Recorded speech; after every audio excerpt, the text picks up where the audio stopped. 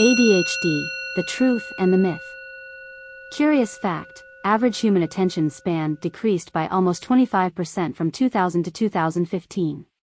Humans now have shorter attention spans, 8.25 seconds than goldfish, 9 seconds. Attention Deficit Hyperactivity Disorder (ADHD) is commonly defined as a neurodevelopmental disorder characterized by symptoms of inattention, impulsivity, and hyperactivity. These symptoms can cause significant impairment in a person's daily life and can affect their ability to function at home, at school, and in social situations. ADHD typically appears in childhood and can continue into adulthood. It is more common in boys than girls and is usually diagnosed in the early school years.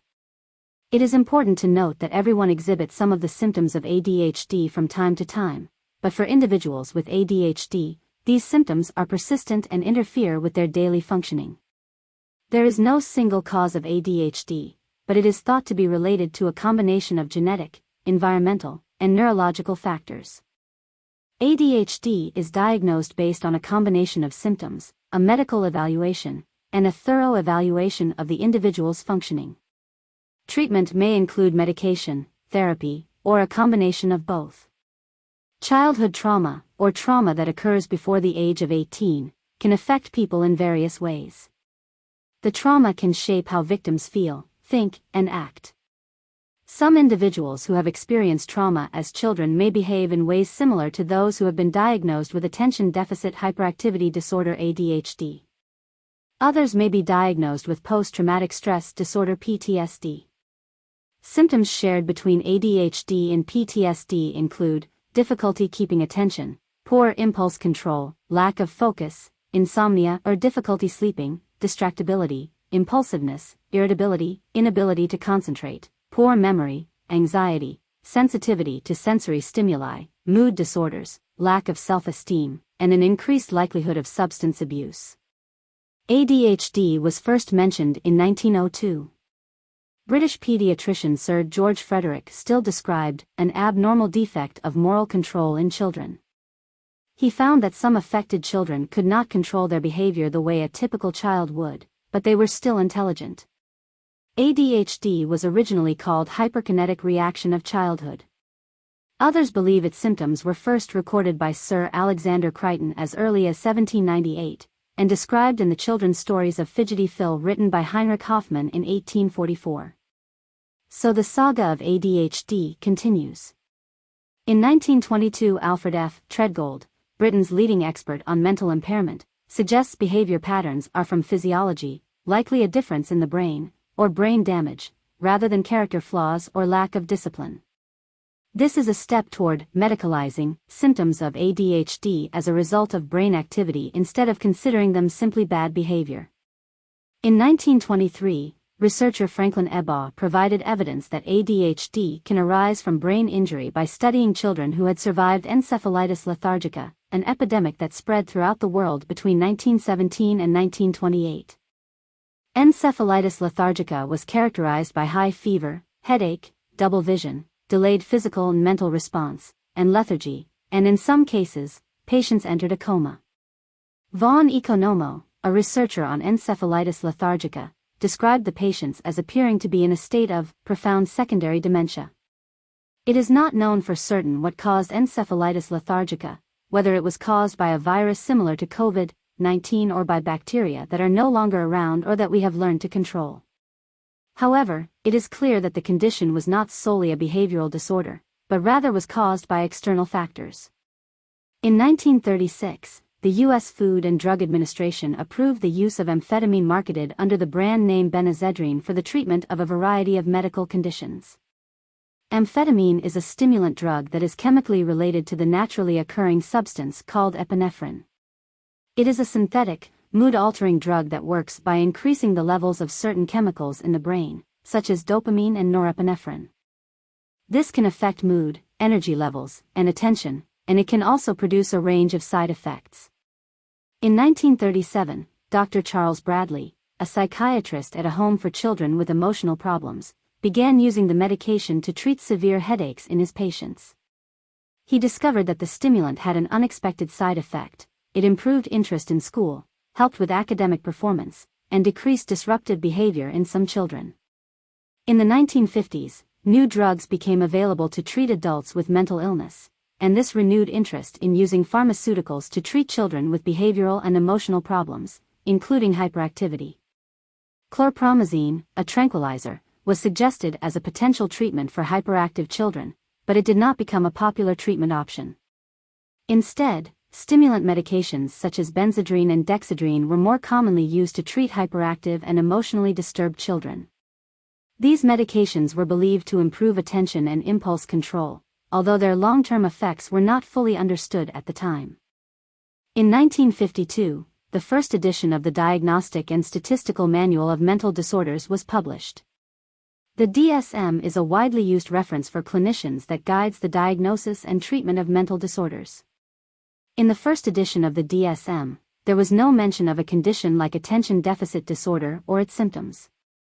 Instead, there was a condition called minimal brain dysfunction, which suggested that children with hyperactive behavior had brain damage, even if there were no physical signs of it. Does it sound familiar?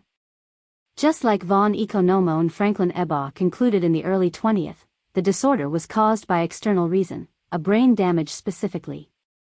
In 1956, the National Institute of Mental Health created the Psychopharmacological Research Branch to develop new psychiatric drugs.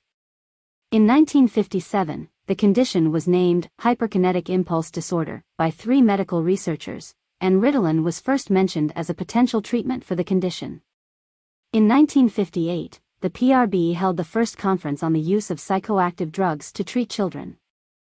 It wasn't until the 1960s that the American Psychiatric Association formally recognized it as a mental disorder.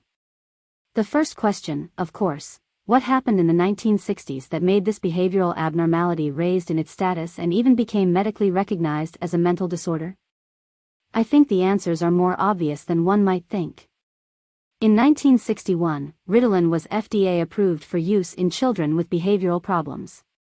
In 1967, the NIM awarded the first grant to study the therapeutic effects of stimulants in children with behavioral problems. These and other developments helped to establish ADHD as a treatable medical condition and paved the way for further research and the development of treatments for the disorder. Dr. Virginia Douglas, a Canadian psychologist who conducted pioneering research on the disorder, and Dr. Paul Wender, an American psychiatrist who conducted a series of clinical studies on children with ADD. In addition to these researchers, the work of Dr. Leon Eisenberg, an American psychiatrist, also contributed to the recognition of ADD as a mental disorder. Dr. Eisenberg wrote several influential articles on the topic and was a key figure in the development of the DSM-2, which recognized ADD as a mental disorder in the 1960s. There is a long list of all the mental disorders that were recognized at the time, but it includes some of the most well-known and commonly diagnosed disorders: schizophrenia, bipolar disorder, major depressive disorder, anxiety disorders, personality disorders such as borderline personality disorder and narcissistic personality disorder, etc., were added to the list of the official diagnosis. Of course, it doesn't stop there. Every time there is a diagnosis, there is also a remedy. And the pharmaceutical industry, of course, has wasted no time and has developed a wide range of drugs for every disease imaginable. As long as the disease has an official status, it can be diagnosed and medication prescribed by a professional. As time went on, now ADHD became to be widely recognized as a treatable medical condition. It is now being viewed as a complex disorder. The truth remains that specific causes and underlying mechanisms of ADHD are not fully understood. Research has shown that there are a number of factors that can contribute to the development of ADHD, including genetics, brain development and function, and environmental factors such as exposure to toxins or stress. Reasons for acquiring ADHD vary from person to person, and more research is needed to fully understand the disorder. Despite the fact that root causes of ADHD remain to be unknown and not fully proven, there is a long list of medications is marketed in the recent decades to treat it, or should we say, mask the symptoms?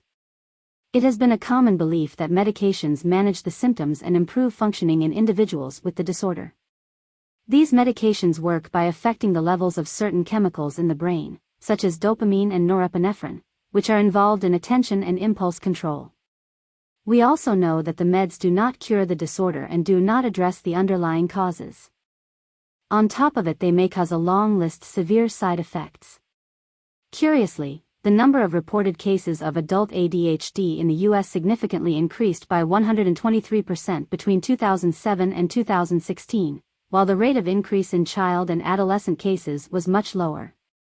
In the mid-2010s, adults became the main group using ADHD medication. Isn't that interesting? Let's look at how ADHD evolution before, hopefully, you draw your own conclusion. After the 1960s triumphal explosion of psychotropic drugs development, 1970s brought some sobering facts and concerns. In 1970, Congress passed the Comprehensive Drug Abuse Prevention and Control Act in response to growing concerns about drug abuse, particularly the abuse of stimulant medications. As a result of this legislation, amphetamines and methylphenidates such as Ritalin were classified as Schedule III substances, which means that they have a potential for abuse and dependence, but also have accepted medical uses. The Act placed limits on the number of refills that a patient could receive for these medications and the length of time that an individual prescription could run. These restrictions were intended to help reduce the potential for abuse of these medications and to ensure that they were used appropriately for the treatment of medical conditions. In 1971, amid widespread stimulant abuse in the United States, amphetamines and methylphenidates were reclassified as Schedule II drugs. Dr. Paul Wender published a book that mentioned how ADHD runs in families, setting the stage for genetic studies of ADHD. Dr. Leon Eisenberg and Keith Connors received a grant from the National Institute of Mental Health to study methylphenidate. In 1975, a widespread media campaign claimed that stimulants were dangerous and shouldn't be used to treat a dubious diagnosis. Benjamin Feingold advanced the claim that hyperactivity was caused by diet, not a brain-based condition. There was a public backlash against treating ADHD with stimulant medication, particularly Ritalin.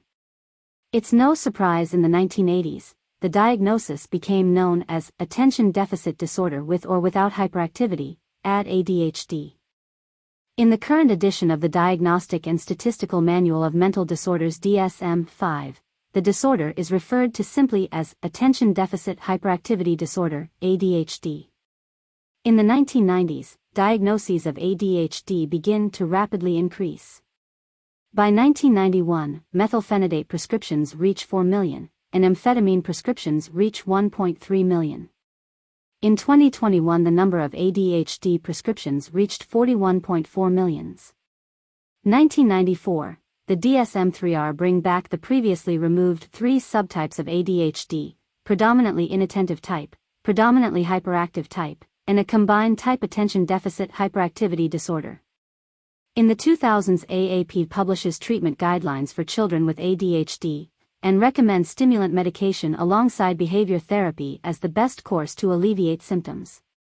Subsequently, the first non-stimulant medication, Strattera, is approved by the FDA to treat ADHD in 2002. What happened afterwards is truly remarkable. The definitions of the ADHD become blurrier and blurrier, the age, symptoms and severity all has become a gray area. The diagnosis of ADHD becomes easier and easier and a list of available prescriptions longer and longer. In 2011, American Academy of Pediatrics edited the guidelines, expanded the age range for diagnosis to include adults up to age 65, expanded the scope of behavioral interventions that can be used to treat ADHD, and provided new guidelines for clinical processes related to the assessment and management of ADHD. The DSM-5, published in 2013, made another huge step towards selling the ADHD to the public by altering the diagnostic criteria for ADHD. One of the most significant changes was the renaming of the subtypes of ADHD to the presentations, and the inclusion of descriptions of mild, moderate, and severe presentations of the disorder. These changes were intended to make the DSM-5 more applicable to adolescents and adults, although no new symptom sets were created specifically for these age groups. There are currently over 30 medications on the market that were developed to treat the ADHD condition, vague set of symptoms without identified cause or treatment. I have started this article by stating how similar the symptoms of ADHD and PTSD-CPTSD are. If a person has both ADHD and PTSD, the question then becomes, which came first? It is possible for someone to have both Attention Deficit Hyperactivity Disorder (ADHD) and post-traumatic stress disorder (PTSD). These conditions can have overlapping symptoms, such as difficulty paying attention, impulsivity, and hyperactivity in the case of ADHD, and re-experiencing the traumatic event, avoidance of trauma-related stimuli, and difficulty concentrating. There is limited research on the relationship between ADHD and PTSD, and it can be difficult to determine which condition may have developed first. Some experts suggest that trauma, or PTSD, may cause ADHD in children who have experienced trauma, as the symptoms of ADHD may not be present before the trauma occurs. However, it is also possible that a child with pre-existing ADHD may be more vulnerable to developing PTSD following a traumatic event. Further research is needed to fully understand the relationship between these conditions and how they may interact and influence each other. According to research by Duke University psychiatrists, a majority of children, over 2/3, experience at least one potentially traumatic event, such as abuse, neglect, tragic event, or a natural disaster, by the age of 16. However, fewer than 1% of the children studied met the criteria for post-traumatic stress disorder. Trauma during childhood is more likely to result in depression, anxiety, and behavioral issues. Frank Putnam, a professor of psychiatry at Cincinnati Children's Hospital, notes that current diagnostic guidelines do not require doctors to rule out the possibility of trauma when assessing for Attention Deficit Hyperactivity Disorder (ADHD). However, research has shown that trauma can significantly impact a child's attention and activity levels. Putnam's research found that abused children were more active than non-abused children, leading him to believe that misdiagnosis may be common due to the prevalence of potentially traumatic events. There is a need for further research to determine the extent to which trauma may be contributing to misdiagnosis of Attention Deficit Hyperactivity Disorder in children. Experts like Frank Putnam, a professor of psychiatry at Cincinnati Children's Hospital, believe that a better understanding of the relationship between trauma and ADHD could lead to more effective treatment approaches for children who have experienced trauma. According to Putnam's research, less than 1/3 of children who have experienced trauma may actually require medication. It is important to consider the potential role of trauma in a child's mental health and behavior, and to explore alternative treatment options that may be more suitable for addressing the needs of traumatized children. There is evidence to suggest that diet may play a role in the development of Attention Deficit Hyperactivity Disorder. A study published in the Journal of Attention Disorders in 2010 found that a Western diet, characterized by processed meats, fast foods, high-fat dairy products, and sugary foods, was associated with a doubled risk of an ADHD diagnosis, compared to a healthier diet. However, it is important to note that diet is just one factor that may contribute to the development of ADHD. There has been increasing scientific interest in the potential role of diet in the treatment of Attention Deficit Hyperactivity Disorder (ADHD) over the past few decades. Several studies have suggested that certain dietary factors, such as food coloring and preservatives, may be associated with hyperactive behavior in children. There has been some debate about the potential role of sugar in the expression of ADHD symptoms, as some studies have suggested that sugar consumption is linked to increased hyperactivity in children. In short, it is very difficult to see a clear factual picture of what ADHD really is. I hope that the facts I have shared with you will allow you to draw your own conclusions. Especially if this diagnosis applies to you or your children. Over the past half-century, we have had many factors that have greatly impacted our lives, our health, and our treatment options. In the age of the internet and TikTok, short attention spans become the norm rather than an exception. The modern food industry introduces new additives and preservatives faster than we can remember their names on the ingredient list. Sugar consumption, while now directly linked to dementia and Alzheimer's disease, is still marked as inconclusive when it comes to hyperactivity and changes in brain function. Finally, the convenience factor of giving a child a pill instead of looking for ways to keep them occupied and manage their daily activities makes ADHD treatment much more appealing. The same is true for us, adults. Why spend hours of soul-searching, thinking and meditating when you can just pay a visit to the doctor and come out with a bottle of magic pills which takes care of everything? Understanding the complex factors that contribute to attention deficit hyperactivity disorder and determining the most appropriate course of treatment can be difficult. Since there is no specific test or a diagnostic study to identify ADHD, the questionnaire published by below and simple testimonies from parents and teachers are enough to make the ADHD an official diagnosis. Inattention: 6 or more symptoms of inattention for children up to age 16 years, or 5 or more for adolescents age 17 years and older and adults. Symptoms of inattention have been present for at least 6 months, and they are inappropriate for developmental level, often fails to give close attention to details or makes careless mistakes in schoolwork, at work, or with other activities. Often has trouble holding attention on tasks or play activities. Often does not seem to listen when spoken to directly. Often does not follow through on instructions and fails to finish schoolwork, chores, or duties in the workplace. Often has trouble organizing tasks and activities. Often avoids, dislikes, or is reluctant to do tasks that require mental effort over a long period of time. Often loses things necessary for tasks and activities. Is often easily distracted, is often forgetful in daily activities. Hyperactivity and impulsivity: 6 or more symptoms of hyperactivity impulsivity for children up to age 16 years, or 5 or more for adolescents age 17 years and older and adults. Symptoms of hyperactivity impulsivity have been present for at least 6 months to an extent that is disruptive and inappropriate for the person's developmental level, often fidgets with or taps hands or feet, or squirms in seat. Often leaves seat in situations when remaining seated is expected. Often runs about or climbs in situations where it is not appropriate. Often unable to play or take part in leisure activities quietly. Is often on the go, acting as if driven by a motor. Often talks excessively. Often blurts out an answer before a question has been completed. Often has trouble waiting their turn. Often interrupts or intrudes on others. In addition, the following conditions must be met: several inattentive or hyperactive impulsive symptoms were present before age 12 years. Several symptoms are present in 2 or more settings. There is clear evidence that the symptoms interfere with, or reduce the quality of, social, school, or work functioning. I don't know how about you, but this criteria makes me, my husband, for sure.